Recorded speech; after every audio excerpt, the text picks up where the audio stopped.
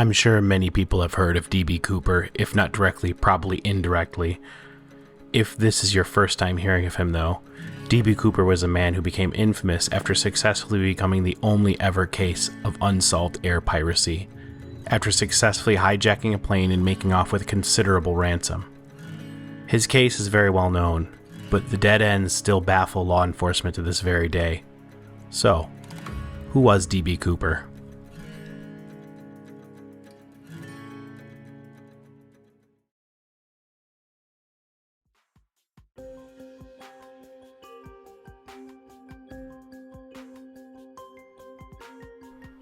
On November 24, 1971, a strange man described by others to be his mid-40s, between 5'10" and 6 foot in stature, with dark brown hair, purchased a ticket at the Portland airport for the Northwest Orient airline, the same airline that would eventually become absorbed into Delta Airlines several years later. He purchased a ticket for the 305 flight, a plane headed to the Seattle-Tacoma International Airport. The flight was intended to be a short hop flight, lasting only 30 minutes in length. He paid in cash, and the name he gave for his ticket was the alias where he now is known by, Dan Cooper, though authorities are confident that this is not his true name. Cooper boarded the Boeing 727 aircraft and casually took his seat in aisle 18E. Cooper seemed exceptionally calm and collected, even ordering a 7-Up and bourbon. Shortly after takeoff at 2:50 p.m., Cooper casually handed a written note to the flight attendant who seemingly placed the note into her purse. However, Cooper leaned in and whispered to the flight attendant, "Miss, you better look at that note. I have a bomb." Cooper had brought a black Hitachi case onto the plane with him, along with a brown paper bag with unknown contents. Back in 1971, airline regulations were far looser than they are now, so it's far easier to sneak items onto planes, and IDs were not as thoroughly checked as they are today. Calmly, the flight attendant read the note and requested to see the bomb. Cooper would open his case, showing what appeared to be several sticks of dynamite attached to some kind of battery to the flight attendant. Closing the case, Cooper gave his demands to the flight attendant and instructed her to write them down and take them to the cockpit. His demands? $200,000 in cash, worth now over $1 million in today's currency, 2 front parachutes and 2 back parachutes. The flight attendant delivered the demands to the Captain William A. Scott, who was piloting the plane. He had the flight attendant remain in the cockpit while he radioed the airline with Cooper's demands. A second flight attendant was instructed to sit next to Cooper and act as a liaison between him and the rest of the flight crew. Cooper's calm demeanor remained as he requested additional demands, stating that when the plane landed in Seattle, he wished for the fuel trucks to meet the plane directly, and all passengers must remain in the plane until he had made the money in hand. The president of the Northwest Orient Airline at the time authorized payment of the ransom and ordered all the crew on plane to cooperate. The passengers of the flight were kept in the dark about what was happening, and told their landing would be delayed due to mechanical issues. The 30-minute flight ultimately took an additional 2 hours to finally land, giving local law enforcement time to assemble the ransom demands. The flight attendant that was forced to remain by Cooper's side at all times noted that he seemed exceptionally familiar with the area, even pointing out nearby Air Force Base only 20 minutes away. It's worth noting that Cooper came off exceptionally calm and collected and even somewhat friendly during this entire ordeal. The flight attendant that stayed with him described him as a kind man who even engaged in casual conversation with her. Though he wouldn't state his reasoning for why he chose their airline in particular, he only said, "It's not because I have a grudge against your airline. It's just because I have a grudge." After the FBI assembled the 10,000 unmarked $20 bills, the police had photographed the serial numbers of the bills prior, and they agreed to make the handoff at 5:46 p.m. At precisely that time, the plane landed at the Seattle-Tacoma Airport. Cooper would then demand that only one representative of the airline approach to hand off the money and the parachutes. The trade was made via the aircraft's front door by Al Lee, an employee of the Northwest Orient Airline. To ensure that Cooper would not mistake Mr. Lee for law enforcement, he wore civilian clothing during the exchange. When the exchange was made, Cooper, satisfied, released the passengers as promised. More interestingly, the flight attendant that had been with him the entire ordeal joked if she could have some of the money as a way to break the attention, and surprisingly, Cooper not only agreed but attempted to hand her a stack of bills. Realizing she would have been greater involved if she had accepted, she recited the airline's policy against accepting gratuity from guests and returned the money. Apparently, Cooper had even attempted to tip her and 2 other flight attendants prior to getting the ransom money as well with his own money, but each had recited the same policy of the airlines. Quite a polite man for someone trying to hold an entire plane hostage. After the passengers were released, Cooper kept 6 crew members on board, and once he received the parachutes, he was given printed instructions on how to use them. Strangely, Cooper stated that he had no need for them, as he already knew how to use them. This definitely reinforces the idea that Cooper may have had some kind of military training, as he was familiar with the nearby military base and how to use a parachute. After a delay to refueling the plane, Cooper handed off his flight plan to the cockpit crew. It was a course headed toward Mexico City in the minimum airspeed possible, approximately 100 knots or 185 kilometers per hour. He also requested the landing gear remain deployed and the cabin remain unpressurized. The first officer explained to Cooper that the aircraft's limitations would require a second refueling before making it to Mexico. After discussing it with them, they agreed to stop at Reno Tahoe International Airport for a second refueling, and then the plane took off.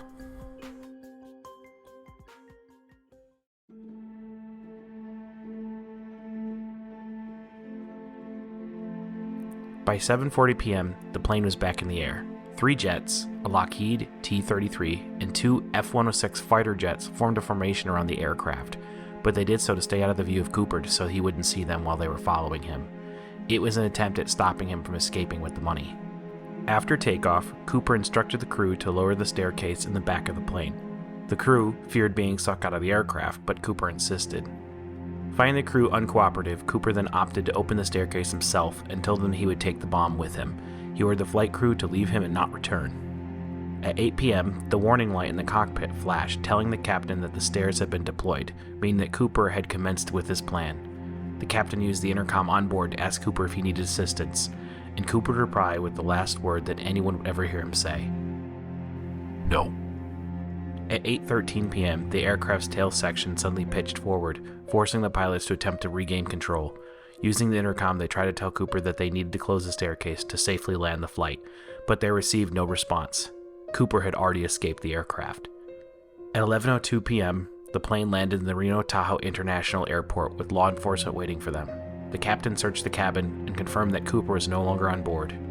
It would take a full 30-minute search before the FBI bomb squad would determine that the bomb was no longer on board. Just like that, D.B. Cooper had managed to escape law enforcement with the ransom money in hand.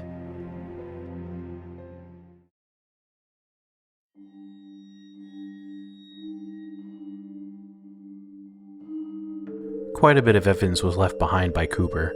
There were over 66 fingerprints from the man on board the plane alone, and they managed to recover his clip-on tie, tie clip, and 2 of the 4 parachutes. There were dozens of eyewitnesses, and police had managed to get a composite sketch of Cooper almost immediately. You'd think with this much evidence it'd be easy to find this man, but you'd be wrong. Law enforcement deployed several tactics to try and locate him, such as using the press media, approving the use of the Air Force's SR-71 Blackbird to retrace and photograph Flight 307's flight path over 5 times to see if it could locate where Cooper may have jumped off the plane, but even this remained unsuccessful. They even attempted a recreation of the flight using the same aircraft and trying to see if they could simulate where Cooper might have landed, but despite their best efforts, neither Cooper or the equipment he used to escape were ever found. Extensive ground searches were done with over 200 soldiers, airmen, National Guardsmen, and even civilian volunteers for over 18 days in March and then another 18 days in April, but both of these efforts ended up being completely fruitless.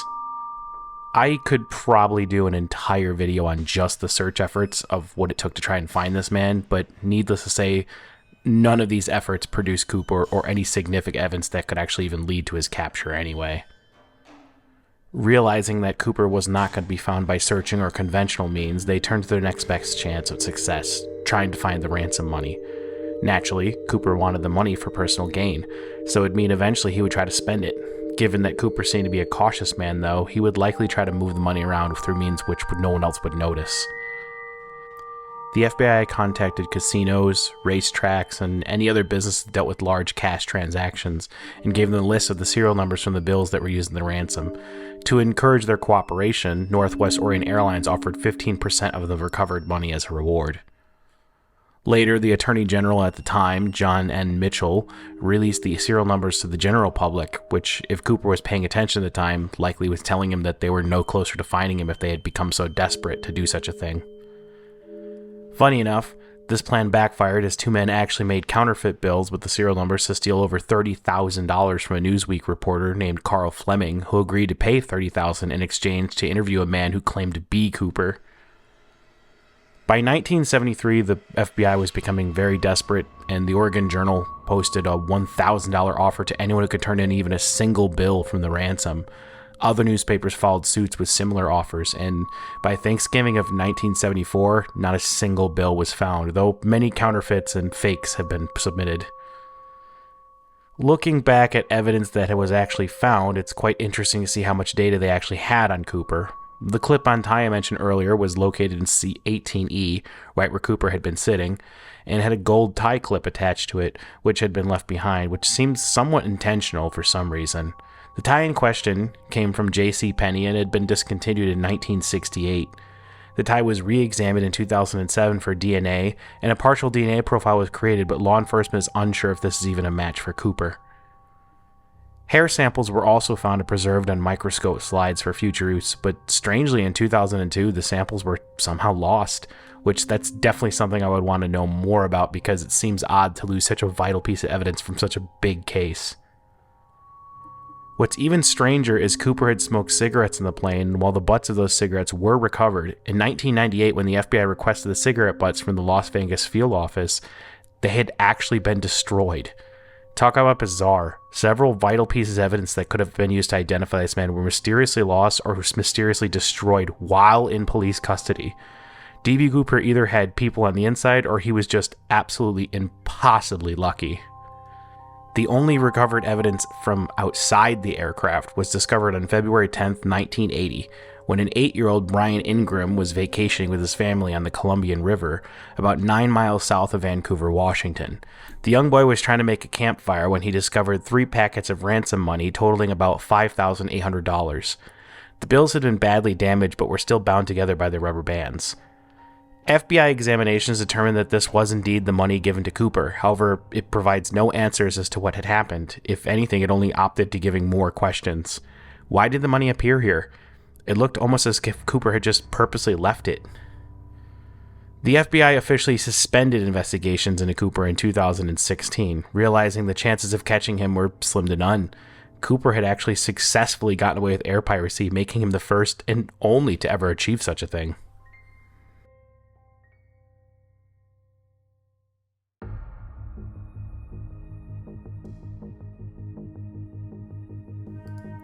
So, what happened to Cooper? Well, I think it's fairly clear that Cooper had planned this entire ordeal, as he had been familiar with the local area, how the 727 Boeing airplane worked, and how to use parachutes. It's very likely he was military trained.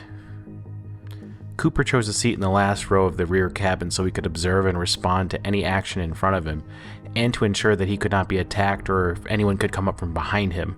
So even his seating on the plane was made it so that he could basically execute this plan much more elaborately. So it's obvious that this entire thing was planned out. The most likely theory of what happened to Cooper, and the one the FBI believes, is that he did not survive the jump. Cooper did not bring the proper equipment to make such a jump, with such as a helmet, gloves, or goggles. The wind chill in the area at the time was around 15 degrees Fahrenheit, which alone would have been a huge hypothermia risk. Secondly, Cooper lacked any survival gear for the wilderness he was dropping himself into, and an accomplice waiting for him on the ground was unlikely, as it would require an extreme precise jump on the plane to pull something off like that. The cloud coverage alone would have made it impossible to determine where he was even going to be landing. Lastly, and perhaps the most obvious, is the ransom money was never spent, and the money that was found was unused as well, not even removed from the rubber bands it was in. The most likely scenario the FBI believes is that Cooper became incapacitated by hypothermia and passed out, landing in the Columbia River where he likely drowned, though it's not unanimously believed even by the FBI. No concrete evidence of Cooper's death has ever been found either, though. In the months after, 5 other hijackers attempted to copy Cooper's actions, which led to increased airline security that we probably all are familiar with today. All 5 of the copycats, however, survived their jumps, which led the FBI to reconsider and wonder if Cooper had actually survived the jump, considering now they knew it was definitely possible. 2 of the people that made their jumps were actually in similar conditions that Cooper was in.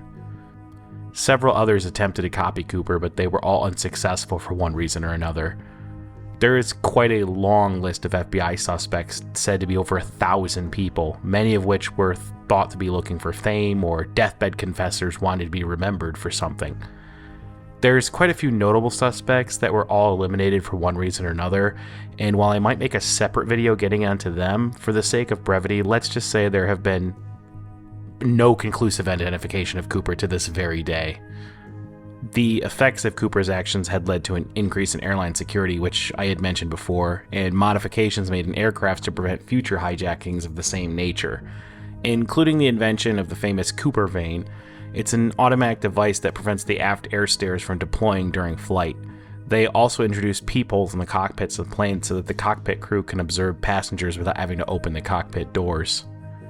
There have been many pieces of media inspired by Cooper's actions, and perhaps one of the most well-known is the 2004 film Without a Paddle, which is about three friends in a journey to find the lost ransom money that Cooper had left behind. There's even an annual convention, apparently, called CooperCon, held in Seattle every year, where those interested in researching Cooper every year gather. What do I think, though? Well, I definitely think it's possible that Cooper survived the jump, but what happened after is where the mystery sort of begins. I think it's most likely that he died in the woods somewhere due to the very extreme conditions that day and the lack of proper gear, not to mention not even having proper winter attire. Though I suppose it's possible he could have survived and simply find a way to move the money in a manner which no one has noticed.